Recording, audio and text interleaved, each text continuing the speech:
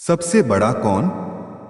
शनिदेव तथा महाराज विक्रमादित्य की रोचक कथा। एक कथा के अनुसार महाराज विक्रमादित्य से शनिदेव क्रुद्ध होकर उन्हें परेशान करने लगते हैं।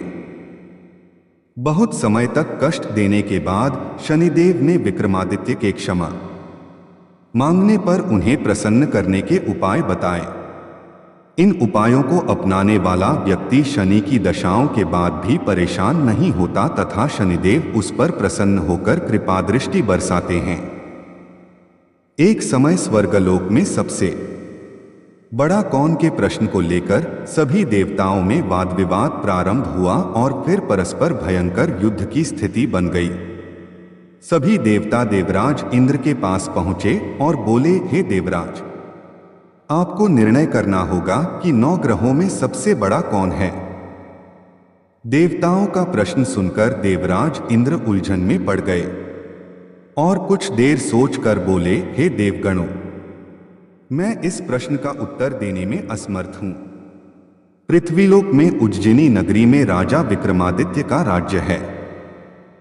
हम राजा विक्रमादित्य के पास चलते हैं क्योंकि वह न्याय करने में अत्यंत लोकप्रिय हैं।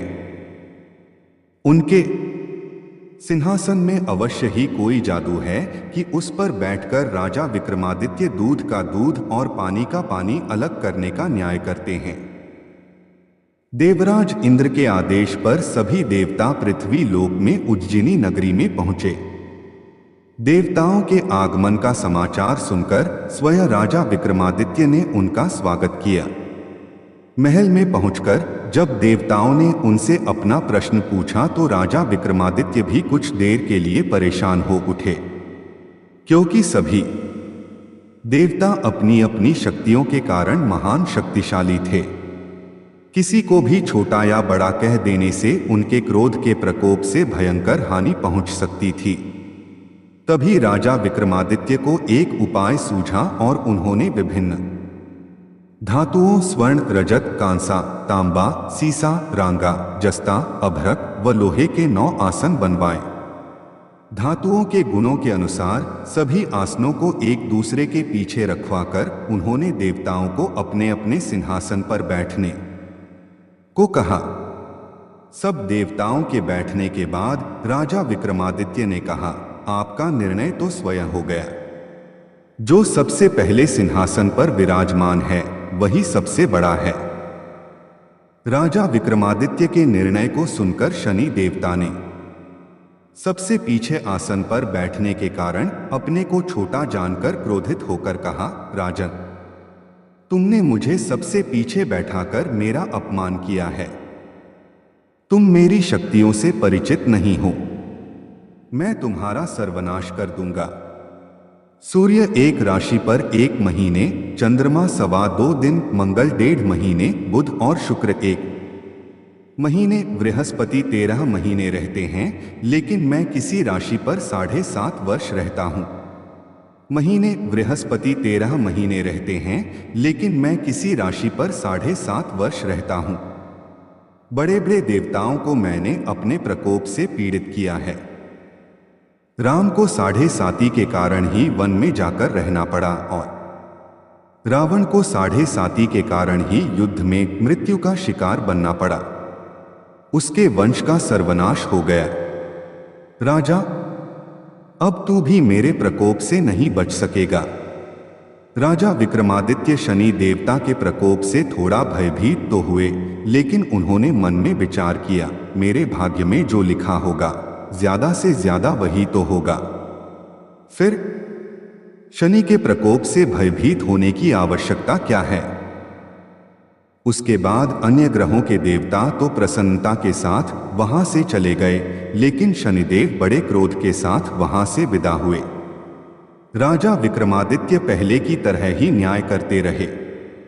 उनके राज्य में सभी स्त्री पुरुष बहुत आनंद से जीवन यापन कर रहे थे। कुछ दिन ऐसे ही बीत गए। उधर शनि देवता अपने अपमान को भूले नहीं थे।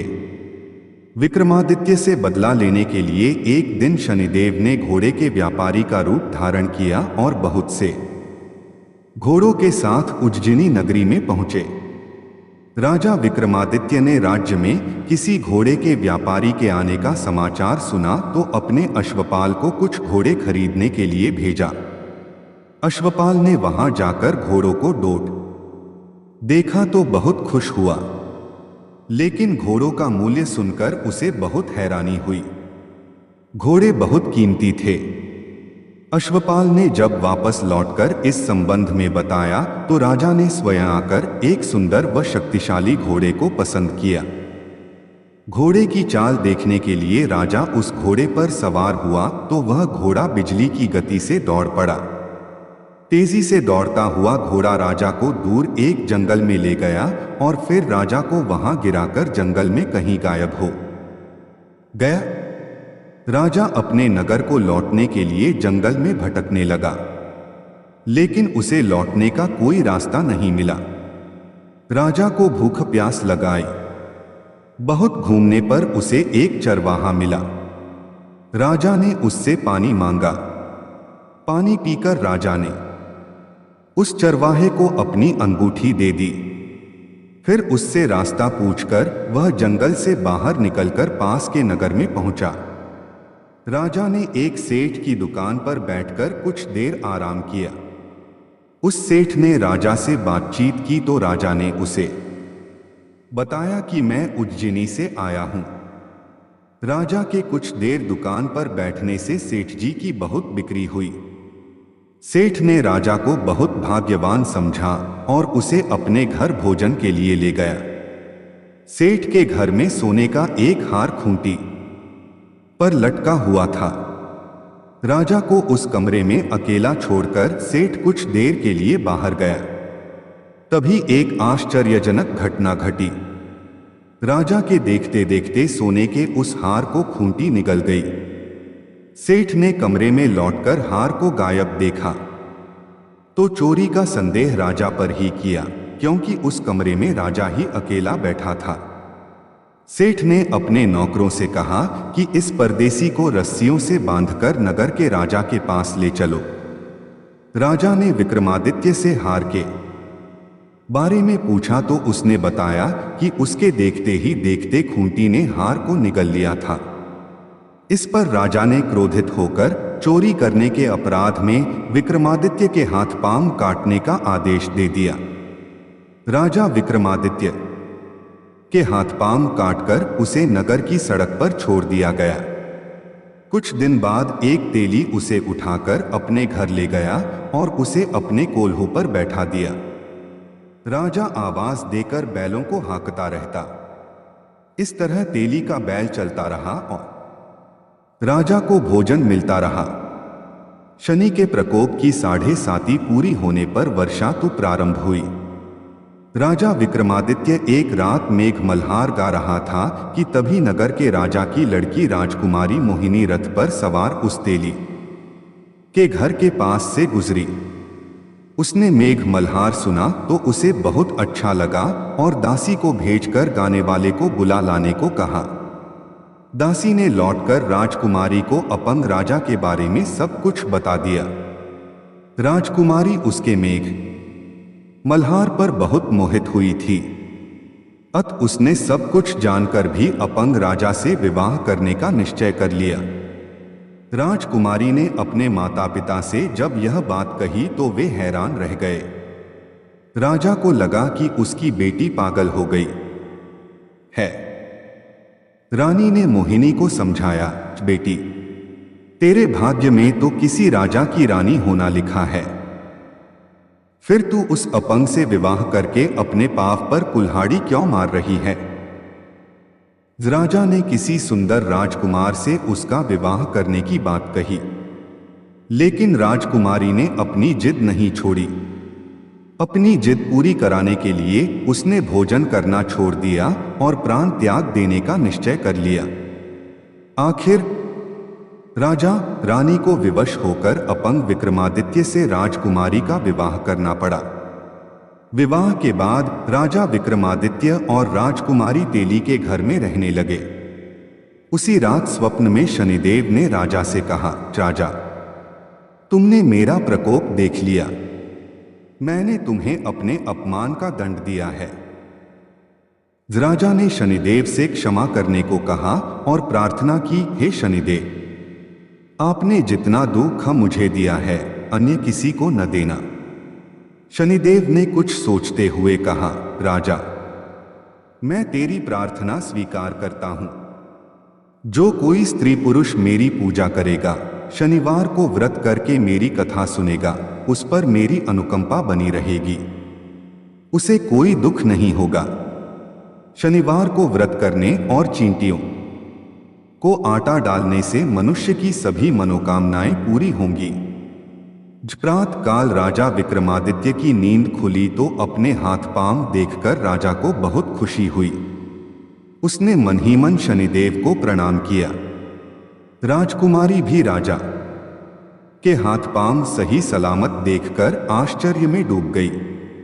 तब राजा विक्रमादित्य ने अपना परिचय देते हुए शनिदेव के प्रकोप की सारी कहानी कह सुनाई। सेठ को जब इस बात का पता चला तो दौड़ता हुआ तेली के घर पहुंचा। राजा के चरणों में गिरकर क्षमा मांगने लगा। राजा ने उसे क्षमा कर दिया, क्योंकि यह सब तो शनिदेव के प्रकोप के कारण हुआ था। सेठ राजा को अपने घर ले गया और उसे भोजन कराया। भोजन करते समय वहां एक आश्चर्यजनक घटना घटी। सबके देखते देखते उस खूंटी ने वह हार उगल दिया।